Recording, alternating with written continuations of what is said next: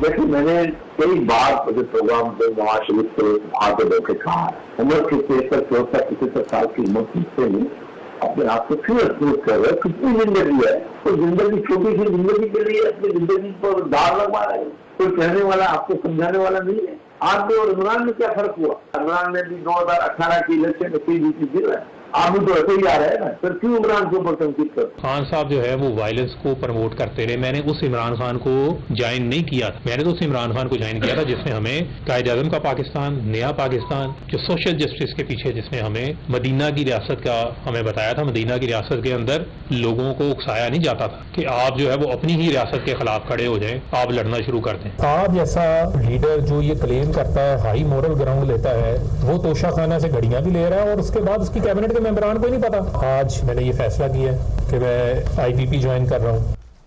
बिस्मिल्लाहिर्रहमानिर्रहीम। लाखों करोड़ों दरूद नबी अकरम सल्लल्लाहु अलैहि वसल्लम पर और उनकी आल पर। PTI का एक और बहादुर लीडर फरख हबीब भी इमरान खान का साथ छोड़ गया। जब मैं इनकी तकरीर सुन रहा था तो मैं माजी के फरख हबीब को तलाश करता रहा, जो हमेशा ये कहते थे कि इमरान खान हमारी रेड लाइन है और हम खून देंगे, हम आखिरी कतरे तक जदोजहद करेंगे, हम पीछे नहीं हटेंगे और हकीकी आज़ादी लेकर रहेंगे। और सारी चीज़ें मुझे याद आ रही थी और मैं इस फरख हबीब में वो पुराना फरख हबीब तलाश कर रहा था, लेकिन बदकिस्मती से मुझे वो मिला नहीं। अब जो उनकी तकरीर आज की है उसे अगर हकीकत मान लिया जाए तो अब कुछ सवाल पैदा होते हैं। जो पहला सवाल पैदा होता है कि ये अगर 9 मई और 10 मई के वाकयात पे इतने शर्मिंदा थे और इन्हें यह महसूस हो रहा था कि इमरान खान साहब इनके साथ ज्यादती कर रहे हैं या इनको धोखा दे रहे हैं, और जो रियासत मदीना वो बनाना चाहते थे वो नहीं बनाई जा सकी, और जो कायद आज़म का पाकिस्तान था वो शर्मिंदा ताबीर नहीं हो सका, वो ख्वाब। और फिर उस्मान बुज़दार और फराह गोगी की जो बात कर रहे थे और फिर इसके साथ बुशरा बीबी की जो बात कर रहे थे, तो ऐसे महसूस होता था जैसे ये सारे फैक्ट आज के हैं और 9 मई भी आज ही हुआ है और फराह गोगी का इशू भी आज का इशू है, बुशरा बीबी का भी इशू आज का इशू है और उस्मान बुज़दार साहब भी आज का इशू है। जबकि 9 मई कहाँ है और आज 16 अक्टूबर जो है वो कहाँ पे है। तो मैं पीछे नहीं जाता, बहुत ज़्यादा पीछे नहीं जाता, क्योंकि मैं फरख हबीब साहब को शर्मिंदा नहीं करना चाहता। मैं सिर्फ सितंबर की इनकी जो ट्वीट्स हैं सिर्फ वो उसमें से चंद आपके सामने रखना चाहता हूँ, और ये बहुत ज़्यादा पुरानी नहीं है, ये बिल्कुल ताज़ा है। मतलब इसी सितंबर के महीने में जब इमरान खान साहब को अडियाला जेल शिफ्ट किया जा रहा था अटक जेल से, तो उस वक्त जो ट्वीट की थी इन्होंने वो बड़ी दिलचस्प है। इन्होंने कहा कि इमरान खान को गुज़श्ता रोज अटक से अडियाला शिफ्ट किया गया तो लोगों को रूट का इल्म नहीं था, इसके बावजूद आवाम ने फूल निजावर किए और इमरान खान को जिस्मानी तौर पर तो कैद कर लिया, लेकिन हकीकी आज़ादी की सोच को कैद नहीं किया जा सकता। बेशक हर मुश्किल के बाद आसानी है इंशाअल्लाह ताला। ये सितंबर की है, इसी यानी पिछले महीने की, जब इनको गिरफ्तार किया गया था या जब ये गिरफ्तार हो गए थे। आज तो वैसे वो ये क्लेम कर रहे हैं कि मैं गिरफ्तार नहीं हुआ था, मैं कहीं छुप गया था। तो जब ये छुपे थे उस वक्त की ये इनकी ट्वीट है। फिर इसी तरह सितंबर के महीने में 26 सितंबर को उन्होंने कहा कि इमरान खान पाकिस्तान के सबसे मकबूल तरीन लीडर हैं और PTI अवाम की मकबूल तरीन पार्टी है। इन इंतखाबात की कोई साख या हैसियत नहीं होगी जिन इंतखाबात में जबरदस्ती इमरान खान और PTI को इंतखाबात में हिस्सा लेने से रोका जाएगा। अवाम ऐसे बोगस इंतखाबात को तस्लीम नहीं करेंगे। मुल्क में सियासी और माशी इस्तेहकाम के लिए सिर्फ और सिर्फ शफाफ इंतखाबात लाजमी है, और ये 26 सितंबर को फरख हबीब साहब ने कहा। और फिर इसके साथ साथ इमरान खान साहब की एक बहुत बड़ी तस्वीर लगा के ऊपर लिखा हुआ था रिलीज इमरान खान, और उसके साथ ट्वीट किया पूरी कौम को इमरान खान की हकीकी आज़ादी की जदोजहद पर फख्र है। अगर आप सियासत के लिए जेल में हों तो ये अजाब है, हकीकी आज़ादी के लिए जेल में कैद रहना ऐन इबादत है, ऐन इबादत है। और मैं जेल में गुजरे हर लम्हे को इबादत समझ के गुजारा। ये इमरान खान साहब का उन्होंने कोट किया है और इमरान खान का जेल से पैगाम उन्होंने साथ लिखा।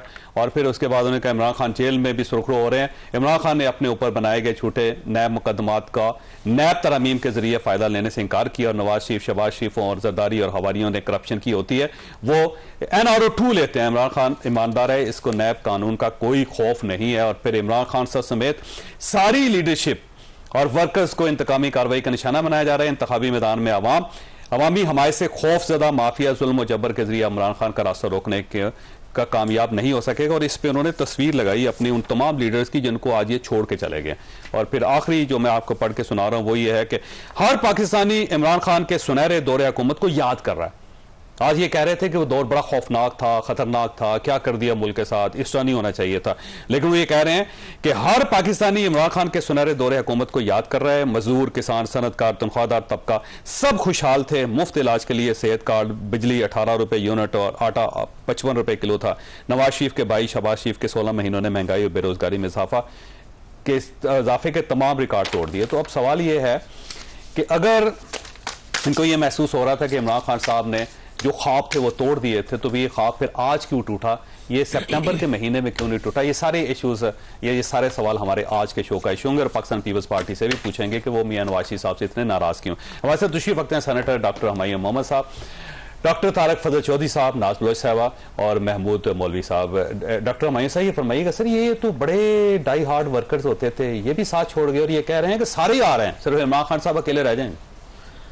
देखिए वो तो वक्त बताएगा कि अकेले रह जाएंगे या नहीं रह जाएंगे, और अगर अकेले रह जाएंगे तो फिर वो क्या करेंगे। At the end of the day ही अगर आप मुझसे पूछे तो एक शख्स जिसने पार्टी अकेली बनाई थी उसने वो दोबारा भी पार्टी अकेली बना सकता है। उस जमाने में और आज के इमरान खान में बड़ा फर्क है। जो कह रहे हैं वो गलत कह रहे हैं, सही कह रहे हैं। अब मैं उस तरफ आ रहा हूँ, ठीक है। आपने जो बता दिया उसके बाद मुझे उसमें कुछ कहने की जरूरत नहीं, क्योंकि आपने जो बता दिया ना दैट इज इनफ। लेकिन मैं उनकी जो उन्होंने कहा है ना, मैं उसको दो हिस्सों में डिवाइड करता हूं। एक हिस्सा वो है जो हर एक ने किया है, ठीक है, कि चेयरमैन साहब को बुरा भला का है और मैं छोड़ के जा रहा हूं या मैं ये कर रहा हूं वो कर रहा हूं। लेकिन उन्होंने एक इंटरेस्टिंग, उन्होंने एक एक्स्ट्रा सेगमेंट किया है जो उन्होंने साइफर के लिहाज से किया है, और उन्होंने बताया कि साइफर ये था और उसके ऊपर नेशनल सिक्योरिटी काउंसिल की मीटिंग में उसने बता दिया कि उसमें चीफ ऑफ आर्मी स्टाफ फलाना चीफ ऑफ सारी बता दी। नहीं, लेकिन देखिए इंटरेस्टिंग की बात है, इंटरेस्टिंग बात यह है कि जब उन्होंने बताया, उन्होंने कहा उसके ऊपर हमने 2 डिमोश किए, एक पाकिस्तान में एक यूएस में और फलाना है। अब मैं आपको एक चीज, और ये बात क्यों है, क्योंकि साइफर का केस लगा हुआ है, तो ये सुबह उस केस का फर्द जुर्म आयद हो रही है। एग्जैक्टली, ठीक है ना। अब उस केस के लिहाज से अब मैं आपको एक बात बताता हूँ, 1976 में ले जाता हूँ, हेनरी किसिंजर। सर वो बहुत पुरानी बात है। नहीं, सुने मैं आपको बताता हूँ साइफर क्या है। एक उनके पास इंटेलिजेंस आई थी कॉन्डोर की, वो था, एक्शन था। सर हेनरी किसिंजर ने लाहौर गवर्नर हाउस में बैठ के जुल्फिकार अली भुट्टो साहब को पर्सनल धमकी, बिल्कुल वो भी की थी। लेकिन ये जो था ना, ये 1976 की मैं बात कर रहा हूं, कॉन्डो के एक एक्शन होना था जिसमें मुख्तलिफ मुल्कों के हेड्स को मारना था। वो जब उन्होंने कहा वो उस पर डिमार्च करने लगे थे, लेकिन उन्होंने फिर उसको रोक दिया था और उसके सीक्रेट को रोका था। जब आप डिमार्च करते, मैं पॉइंट ऑफ व्यू ये है कि द मोमेंट यू डिमार्च, लेकिन सर वो सुन ले आपके तर्जुमान होते थे। और सर जी वो तर्जुमान आगे फिर हो जाएंगे, डोंट वरी, पीटीआई की गवर्नमेंट हो जाएगी। ये 3, 4, 5 लोग हैं जो आप सोशल मीडिया पे भी देख रहे हैं कि वो इन्होंने इनको कुछ नहीं किया। साहब है जिन्होंने कहा इमरान खान हमारी रेड लाइन है, वो आज रेड लाइन को छोड़ के चले गए साहब। नहीं, देखिए मैं I sympathize with some of them, I do not say, जो उनके दाएं बाएं बैठे थे और 1-2 और लोग हैं आपके गेस्ट में से भी, उनके साथ मेरी कोई सिंपैथीज नहीं है। इन 3-4 के साथ मेरी सिंपैथीज है और मेरे साथ, हाँ, और उसके बाद मेरे साथ ज्यादती हुई आपका ख्याल? नहीं, मैं समझता हूं कि वो भी उनके ऊपर काफी प्रेशर था। सर एक हफ्ते में मैं उनके ये लीडर है, देखिए होते हैं, मैं बाज होते हैं बेचारे, ठीक है। सर पूरी पार्टी डॉक्टर साहब वो कहाँ है भाई, पार्टी वो सारी कोई बात, देखिए मुख्तलिफ होते हैं। एक होता है फर्ज करे आप मुझे पकड़ ले और मुझे मारते, डॉक्टर साहब सामने डॉक्टर साहब 2018 में इनके ऊपर इतना प्रेशर था, अच्छा मुझे इन्होंने सिर्फ हाँ करनी थी, वो आज तक मार खा रहे हैं। इनके बच्चों को किसी ने उठाया, इनकी माँ को किसी ने कोई उनके साथ बदतमीजी की, तो फरहद हबीब साहब के बच्चों को उठाया, फरहद हबीब साहब की माँ के साथ किसी ने बदतमीजी की। मैं आपको बता दूं, अब बहुत सारे लोगों के साथ इस गवर्नमेंट ने, इनकी गवर्नमेंट ने, सर ये रिस्पेक्ट, देखिए जो गवर्नमेंट थी, ये जो इस वक्त भी चल रही है, इस वक्त भी पंजाब में चल रही है, वो सब लोग उन्होंने ये किया है, हर एक चीज यही कर रहे हैं। वो आज ये कर रहे हैं, अभी आज स्कूल टीचर्स के साथ क्या किया उन लोगों ने, तो मैं उस तरफ आता हूँ, वो यही चीज है ना, स्कूल टीचर्स को 3 MPO के तहत अंदर कर दिया। डॉक्टर साहब, डॉक्टर से ये फरमाइएगा सर, ये आपको याद है कि 2018 में जब लोग पार्टी छोड़ के जा रहे थे, आपकी पार्टी छोड़ के जा रहे थे, तो आप ये कह रहे थे देखिए बड़ी ज्यादती हो रही है, एस्टैब्लिशमेंट इस्तेमाल हो रही है, और आज अगर यही काम हो रहा है तो आज आप कह रहे हैं बिल्कुल ठीक है, क्यों? बिस्मिल्लाहिर्रहमानिर्रहीम। जी साहब, सबसे पहली बात तो ये है कि इमरान खान साहब के साथ और उनकी जमात के साथ जो बुनियादी तौर पर चीज़ हो रही है उसे कहते हैं मकाफात अमल। अब मैं इस बहस में नहीं जाऊंगा कि कौन कितना आप ये कहें कि किसमें कितनी ज़रूरत है। मैं पीटीआई के उन लोगों की बात कर रहा हूँ कि जो पार्टी छोड़ रहे हैं, किसने जल्दी छोड़ी, किसने बाद में छोड़ी। डॉक्टर साहब, प्रेशर भी आते रहते हैं, जाहिर है। हमारे माजी में जब आपकी गवर्नमेंट थी, आपने लोगों पे झूठे मुकदमात भी बनाए। ये राना सनाउल्लाह हमारे वज़ीर दाखिला हैं, उन पर आपने हेरोइन का मुकदमा बनाया। फिर आपने उन्हें जो जेल में हूँ उनके साथ ज़्यादतियाँ की, जो उन्हें आपने वहाँ पे फैसिलिटी सारी उनसे वापस ले ली। ये सारी बातें पूरी कौम को पता है। ऐसे बता के मैं वक्त नहीं ज़ाया करना चाहता, लेकिन लोग खड़े रहे, सस्टेन किया गया। 2018 की जो आपने बात की उसके ऑनवर्ड्स हमारे पर बेशुमार आप पे था वैसे प्रेशर? बिल्कुल था। देखिए ये अपोजिशन, आपने क्या कहना था सिर्फ एक अपोजिशन में नहीं, आप एक हाँ करें, आप इलेक्शन भी जीतते हैं, आपको वजारत भी मिलती, आप सारा कुछ कर लेते। पीटीआई का उस वक्त एक माहौल था, बनाया गया, इलेक्शन मैनेज हुआ, सारी चीज़ें हुई। इस्लामाबाद में बैठ के तो बहुत सारी चीज़ें जो है हमारे सामने थी, इसमें कोई शक नहीं है। अब इमरान खान साहब ने जो, मैं एक माजरत से एक बात कहूँगा, और ये बात मैं आज नहीं, मैं इससे पहले भी कई दफ़ा ये बात कह चुका हूँ कि पाकिस्तान तहरीक इंसाफ एक सियासी जमात नहीं थी ना। क्यों कह रहे हैं आप सर? वो एक सुने ना, इसका अगला इसके साथ मैं ये कहूँगा कि इमरान खान साहब का एक कल्ट, उनका एक फ़ैन क्लब। सर वो देखे कल्ट और फैन क्लब नवाज शरीफ साहब का भी। माजरत से इमरान खान साहब ने, मैं सिर्फ एक बात कहूँगा क्योंकि मैं खुद अल्हम्दुलिल्लाह काबीना का मेंबर रहा हूँ। देखिए हमारी कैबिनेट में अगर कोई प्रमोशन होती थी ना चोई साहब, उसकी बुनियाद परफॉर्मेंस होती थी। इमरान खान साहब की कैबिनेट में इंडक्शन और प्रमोशन जो है ना, वो दूसरों को किसने ज़्यादा गालियाँ दी इस बात पे होती थी, दूसरों को ज़्यादा कौन सा कैबिनेट मेंबर बेइज्जत कर रहा है उस पर होती थी। और आपने कई ऐसे लोग देखे होंगे जिन्होंने फ्लोर ऑफ द हाउस पे अपोजिशन को उनकी तजलील की, उनकी पगड़ियाँ उछाली, और उसी सेशन में इमरान खान साहब ने ऐलान किया कि आज आप छोटे वजीर से बड़े वजीर बना दिए गए हैं। ये कल्चर नहीं होना चाहिए। ये कल्चर जब से पाकिस्तान की सियासत में आया है, उससे सियासत ने ना कोई फायदा हासिल किया है, ना इस मुल्क ने कोई फायदा हासिल किया है, ना आइंदा हासिल करेगा। फरूक हबीब साहब को ये पार्टी छोड़ने पे आपको दुख हुआ या खुशी? फरूक हबीब साहब का अपना ये ज़ाती फैसला है, अच्छे इंसान है, मेरे दोस्त हैं, उनका अपना एक ज़ाती फैसला है। मैं उन्हें यही कह सकता हूँ कि wish you all the best. वैसे ज़ाती फैसला, वैसे ज़ाती फैसला वाकई नहीं, तो मेरा ये डॉक्टर साहब का फैसला तो नहीं है। डॉक्टर साहब आपसे पूछा है, मेरे से तो नहीं पूछा। ज़ाती फैसला है, ज़ाती फैसला जाहिर है। रज़ाकाराना फैसला किया उन्होंने? नहीं, रजा कराना किया या क्यों किया, ये तो आप आ जाएंगे। अभी वो इंटरव्यू दे रहे थे, कल आपके प्रोग्राम में बैठे होंगे। अभी नहीं बैठे। नहीं, मैं कह रहा हूँ कि आज अगर प्रेस कॉन्फ्रेंस की है, कल नहीं तो परसों बैठ जाएंगे। अच्छा, बता देंगे आपको। अच्छा, महमूद मौली साहब जो है ना, वो क्योंकि हमारे साथ इस्तेहकाम पाकिस्तान पार्टी के साथ हैं वो, और मैं उनको मुबारकबाद पेश करना चाह रहा हूँ। मौली साहब, आपको बहुत बहुत मुबारक हो, क्योंकि आपकी पार्टी अब ड्राई क्लीनर्स की हैसियत रखती जा रही है कि पहले कुछ लोग आए थे ड्राई क्लीन हो के, सब अब इलेक्शन भी लड़ेंगे, और फरह हबीब साहब एक नया एडिशन है आपकी पार्टी के अंदर। तो आज आप महसूस क्या कर रहे हैं, ये सवाल है, लेकिन उससे पहले छोटी सी ब्रेक को ब्रेक के दोबारा जरूर।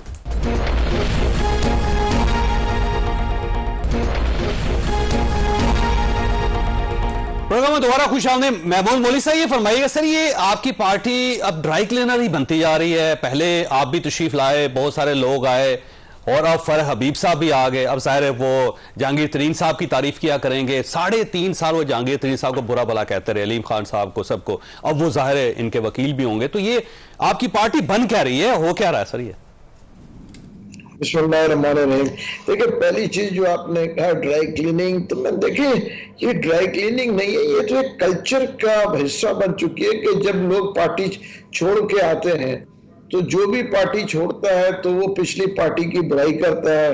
लेकिन जैसे जो भी हुकूमत से जाता है जो है वो एस्टेब्लिशमेंट की बुराई करता है, जब हुकूमत में आता है तो एस्टेब्लिशमेंट की तारीफ करता है। ये तो हमारे पाकिस्तानी कल्चर का हिस्सा बन चुकी है।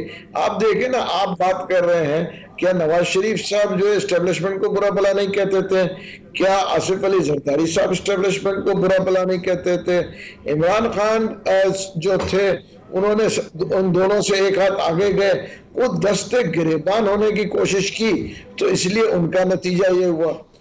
तो ये जो कहना कि जी ड्राई क्लीनिंग, तुम देखिए एक चीज है कल्चरल है, अगर वो छोड़ के आएंगे, आज उनको नजर आ रहा है कि जी जो नई पार्टी बनी है वो उसको कोई ना कोई मकाम मिलेगा और इलेक्शन में उनकी एक पोजीशन स्ट्रांग होगी, तो लोग आएंगे।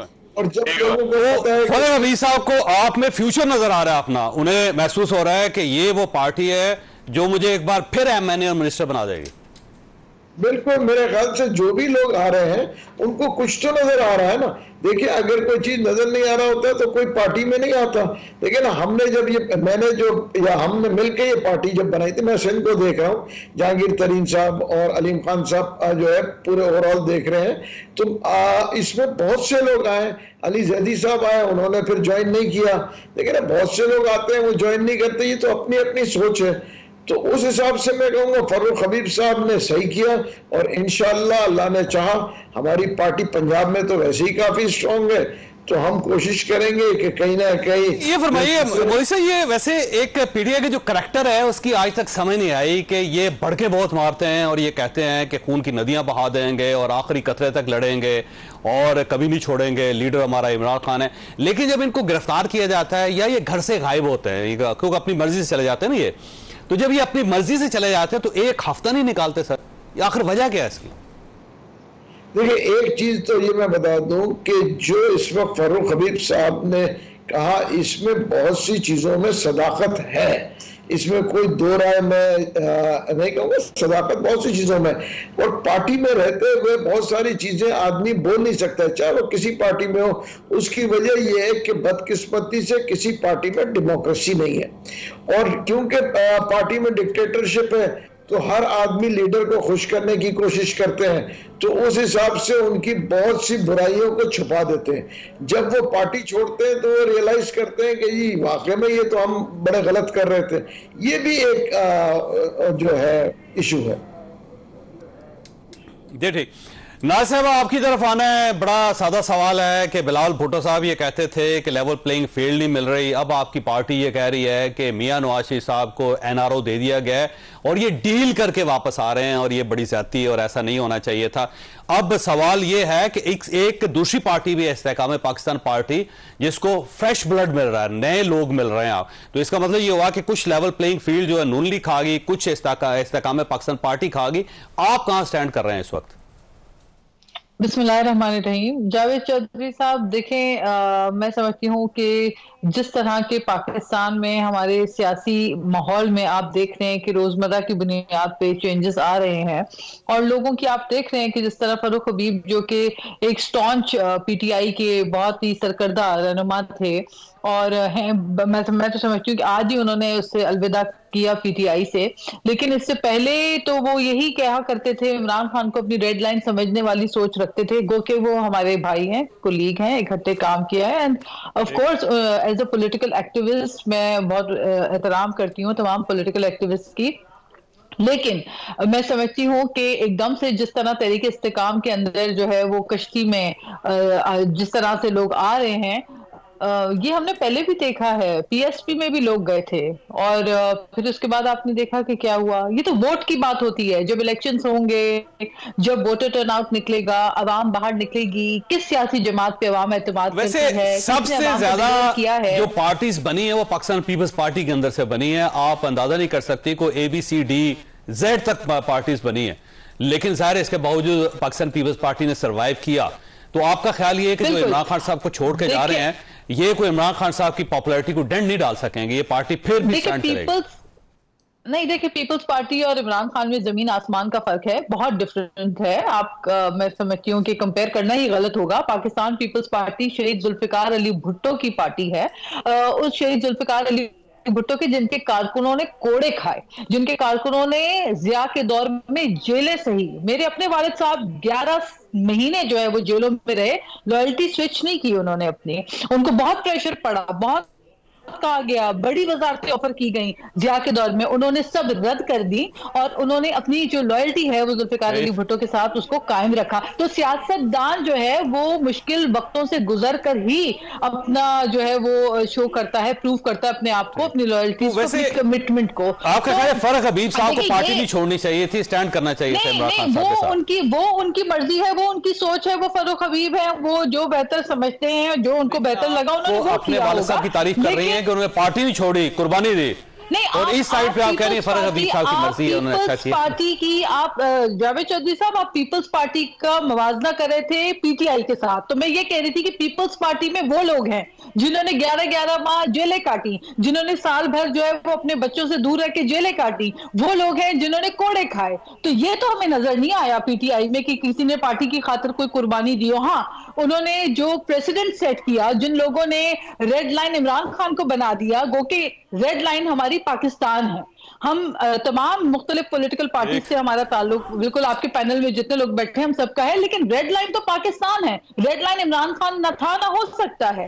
पाकिस्तान जो पाकिस्तान में रहकर सियासत करना है, पाकिस्तान में लोगों की खिदमत करनी है, तो फिर आप ठीक किया ना, वो यही कह रहे हैं कि पाकिस्तान है तो सब कुछ है, तो उसका मतलब अच्छा फैसला किया उन्हें महसूस हुआ कि पार्टी जो पीटीआई जो पुरानी पार्टी वो पाकिस्तान को नुकसान पहुंचा रही।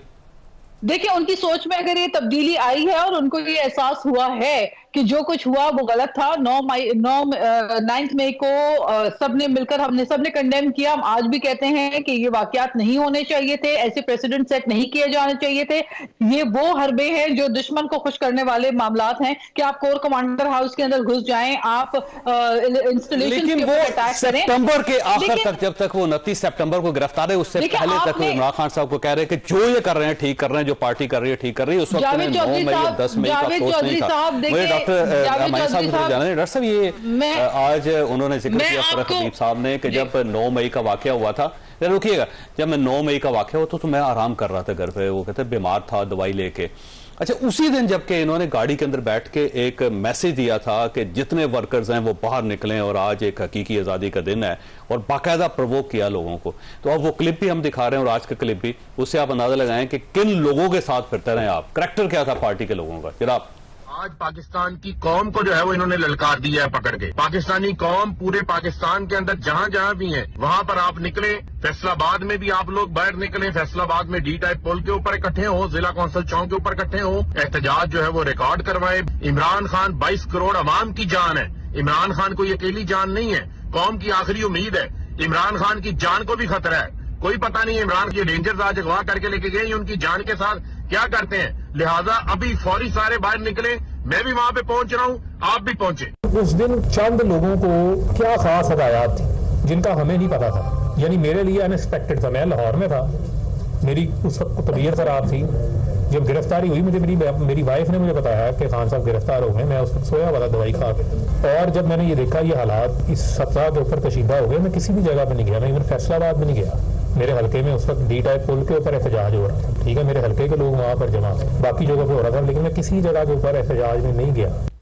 तो डॉक्टर साहब, सूरत ये है कि जो उनकी पहली आवाज और वीडियो है उसमें तो किसी तरह बीमार नजर नहीं आते। आप डॉक्टर हैं, आप बल्कि दोनों डॉक्टर हैं, आप अंदाजा कर सकते हैं कि कितनी दवाई खाई होगी बंदे ने, कितना एक लेटा होगा, और किस तरह वो लोगों को प्रवोक कर रहा है। और आज वो महसूस कर रहे हैं कि नहीं, उनकी बेगम ने उनको बताया कि इमरान खान साहब जो रेड लाइन है आपकी, और वो जान है 22 करोड़ लोगों की, वो गिरफ्तार कर लिए गए हैं और किसी को बाहर नहीं निकलना चाहिए। आपके जवाब से पहले छोटी सी ब्रेक के दोबारा हजरत।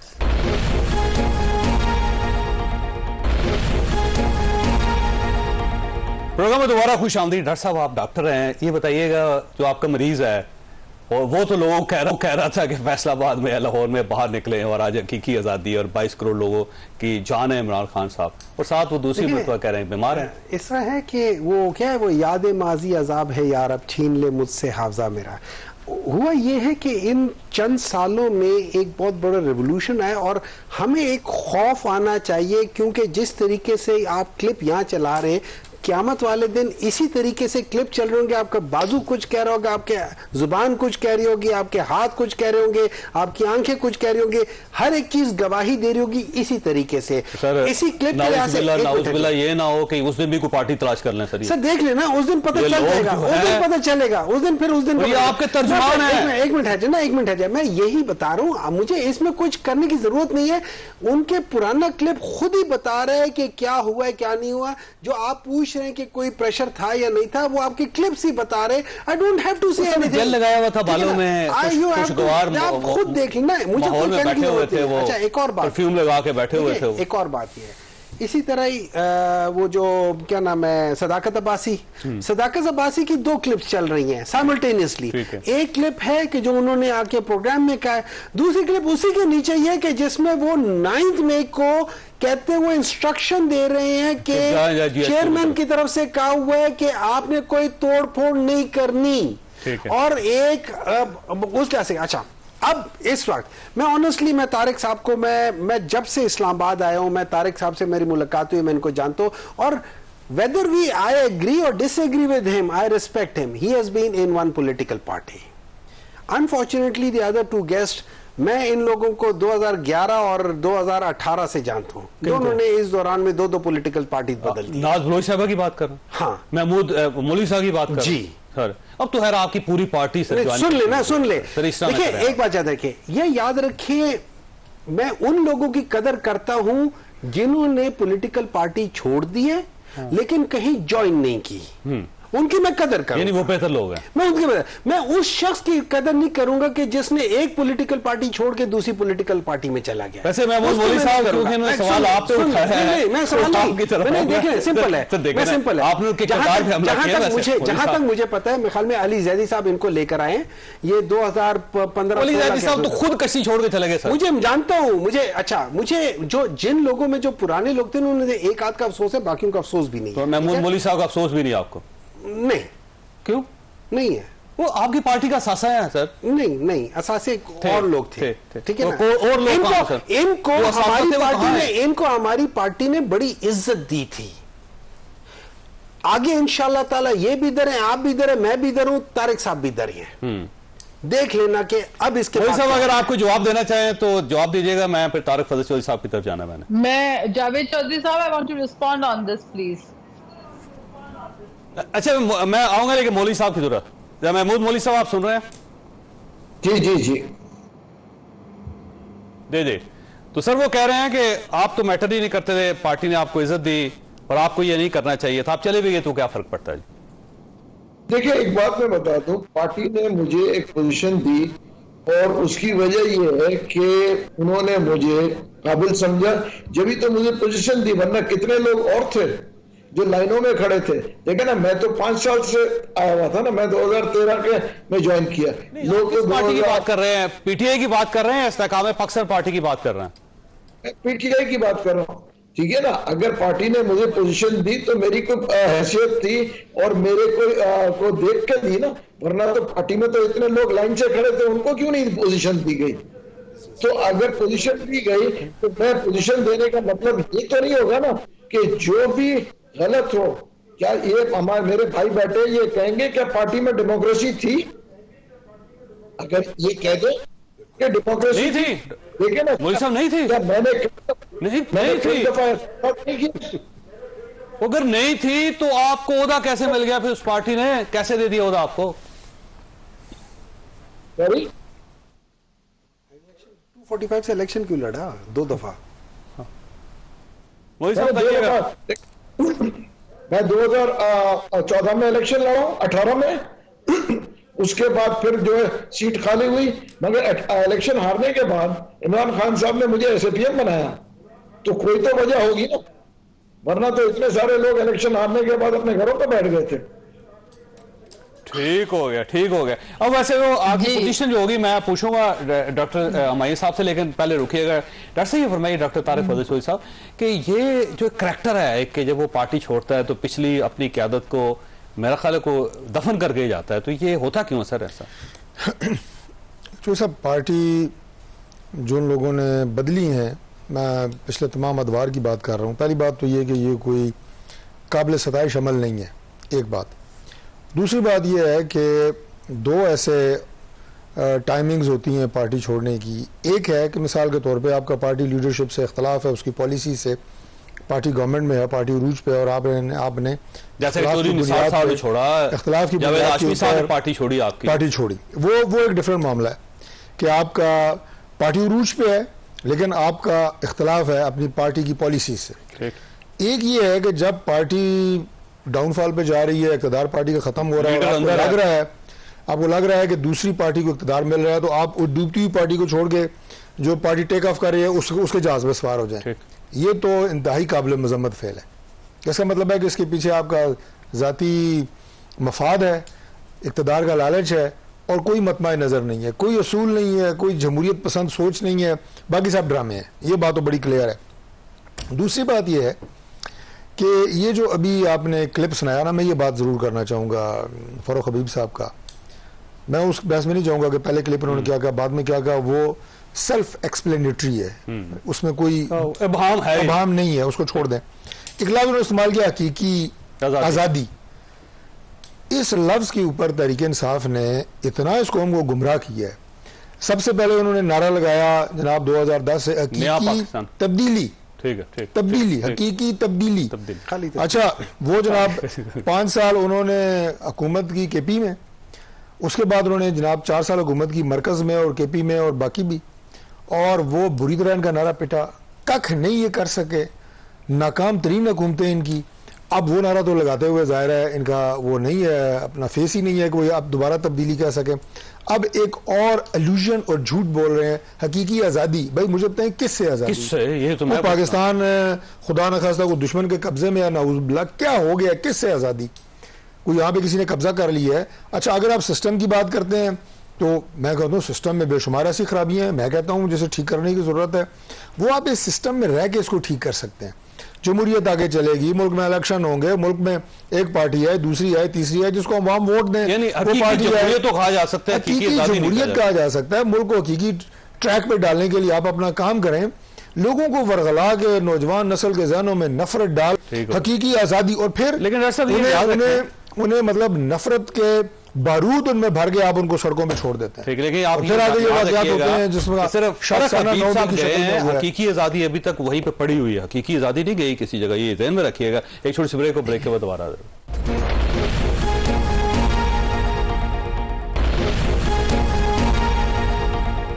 प्रोग्राम में दोबारा खुशामदीद। नाज़ साहब, आपकी तरफ आना है, आपको रिस्पॉन्ड करना चाह रही थी डॉक्टर हमायूं साहब की बात का, तो सवाल नहीं करता, आप बताएं कि क्या कहना चाह रही थी आप?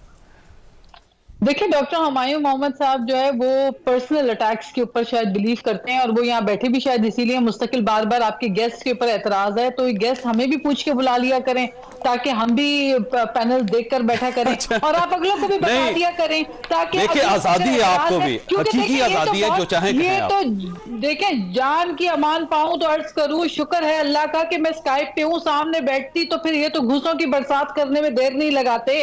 ये तो वो पॉलिटिकल पार्टी बन गई है जिनकी घूसों से कोई महफूज नहीं है। वो तो सभी ऐसी शरीफ रहते हैं, जब बाद में अचानक से जो है ना इनके हमले शुरू हो जाते हैं। तो बात यह है कि जो वायलेंस इन्होंने की, जो दहशत इन्होंने फैलाई, वो इस बात का सबूत है। लेकिन मैं अपना जवाब दूंगी, इन्होंने डायरेक्ट अटैक किया। मैं हुमायूं साहब को, डॉक्टर साहब को ये बताना चाहती हूँ कि 2013 में कराची में दहशतगर्दी उरूज पे थी, कौमी असेंबली की टिकट पे इलेक्शन लड़ी थी।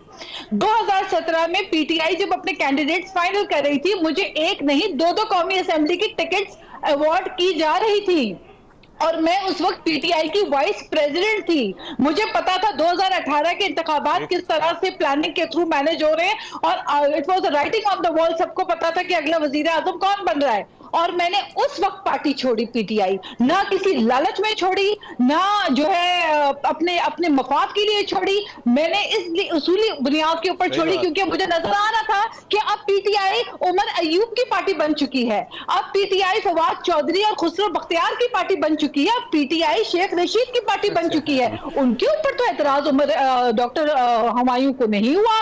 काश के वो इमरान खान को कह देते कि जी ये तो वो हकीकी पार्टी नहीं है, ये कह देते कि कोर्ट से इनको कितना जो है उनको दूर जितनी देर पार्टी इख्तियार में रही, डॉक्टर हमायूं साहब को भी साइड पर रखा उन्होंने, क्योंकि अकल की बात करते थे, और उसके बाद जाहिर है आप कोई तर्जुमान नहीं है। डॉक्टर साहब आज भी डटे हुए मैदान में। देखिए, सियासत असूल की होती है, इस्तीफा दे देते, इतना इनको एतराज। आज तक इनको जो है गम और दुख है, जिन्होंने पीटीआई छोड़ दी, और उन वक्तों में छोड़ी जब मफाद नहीं देखा अपना, कोई जो है डॉक्टर हमायूं साहब ऊपर छोड़ी। तो महमूद मौलवी साहब का ये कहना था आपके सवाल के ऊपर कि जनाब मेरे अंदर कुछ तो था ना, आपकी पार्टी बार-बार टिकट भी दे रही थी, डॉक्टर हमायूं अपनी बात करें और अपनी बात करें और अपनी पार्टी की बात करें, दूसरों के ऊपर इल्जाम तराशी से गुरेज करें। पार्टी में हर एक जो वर्कर होता है, हर एक वर्कर में कुछ ना कुछ होता है किसी के पास कोई स्किल है, किसी के पास कोई स्किल है, कोई छोड़ जाते हैं आपको। देखिए ये तो देखिए इस तरह होता है, ये एक आइडियोलॉजी की सियासत होती है। आइडियोलॉजी की सियासत ये हो जाती है, जैसे इन्होंने कहा मैं आपको यहां पे हल्फन कहता हूं और इंशाल्लाह ताला अगली दफा जब हमारी हुकूमत दोबारा आएगी तो आप खान साहब से पूछ लेना। मैंने खान साहब हुकूमत कैसे आएगी डॉक्टर साहब? वो कभी अकेले नहीं रहेंगे, ये याद रखना। दोबारा जब आएगी तब भी वो उनसे पूछ लेना। मैंने उनको कहा था इन्हीं के, जब वो प्राइम मिनिस्टर थे, जब वो प्राइम मिनिस्टर थे, मैंने उन्हें कहा था कि इमरान भाई आपने ये इन लोगों को किया हुआ, इनमें से कोई भी आपके साथ सिंसियर नहीं है। ये मैंने उन्हें कहा हुआ था। मुझे उसकी वो नहीं है। लेकिन बात आ जाता हूं आजादी, हकीकी आजादी किससे?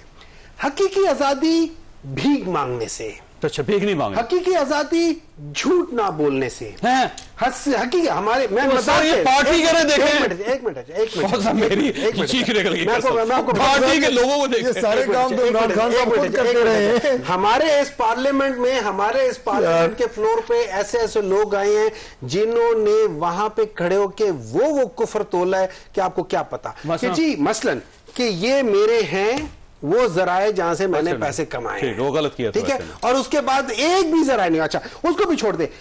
ये जो होते हैं ना, ये जो करप्शन है, उससे हकीकी आजादी। हमारे जब हम छोटे थे, उस्मान बुज़दार के साथ एक मिनट है ना, जब हम छोटे थे ना, हमारे उसमें यह था जब कोई करप्ट होता था हमें कहा जाता था कि उनके बच्चों के साथ ना खेलो। आज वो जितना पैसा बना दिया जाता सर उसको। गुलामी से आजादी, गुलामी से आजादी का क्या मतलब यह है कि जब एक ताकतवर मुल्क आपको कुछ कहे तो आप उसके सामने लेट ना जाओ। अब उसके बाद आपकी पार्टी एम्बेसडर से मुलाकात करती रही है, हालात हमारे ठीक हो गए मेरी बात, और खान साहब ने कहा मैं फॉरवर्ड हो गया हूं जी, आगे निकल गया हूं। मेरी बात सुने, मेरी बात बात ये है, हकीकी आज़ादी अल्हम्दुलिल्लाह 14 अगस्त 1947 को पाकिस्तान को हासिल हुई है। डॉक्टर साहब जो बातें कर रहे हैं ना, ये तो सारी है वो क्या कहते हैं फिलॉसफी है, किताबी। इसलिए मैं कहूंगा कि हकीकी आज़ादी नहीं, मैं आपको कह रहा हूं कि मुआशरती ना हमवारियां जैसे कहते हैं ना, मैंने उसको बिल्कुल सम अप कर दूंगा, एक उसमें बंद कर दे बक्से में इन सब बुराइयों को, झूठ, करप्शन, गुर्बत है मुल्क में पुलिस कर दी है, मुल्क में बहुत सारी चीजें हैं ना। अब एक करके आप शुरू कर दें आजादी। मैंने कहा है सिस्टम में रह के आपको इन्हें दुरुस्त करना है। करप्शन की बात जो है, इमरान खान साहब के अदवार में जो करप्शन हुई वो आपके सामने है। भीख आपके दौर में डॉक्टर साहब सबसे ज्यादा कर्जे लिए गए थे, भीखे मांगी गई 17 महीनों में सबसे ज्यादा 17 महीनों में था। पीडीएम की गवर्नमेंट ने रिकॉर्ड महीनों में सबसे ज्यादा, पीडीएम की गवर्नमेंट ने रिकॉर्ड तोड़ा पाकिस्तान, इसमें कोई शक नहीं। बात ठीक है। आप सिर्फ मैं देखिए फैक्ट्स की बात करता हूं। आप सिर्फ एक मैडम फराह के साथ जो एलिगेशंस हैं करप्शन के, जिनका नाम फराह गोगी है, उसी का हिसाब दे दें, आपको आजादी पता लग जाएगी। कौन सी ये तो सर ना जवाब लेने वाले सवाल है ना, इस तरह नहीं करना चाहिए किसी ने। अल्लाह ताला आप और आपके अहले खाना को हर किसी मुसीबत से महफूज रखें। अल्लाह हाफिज।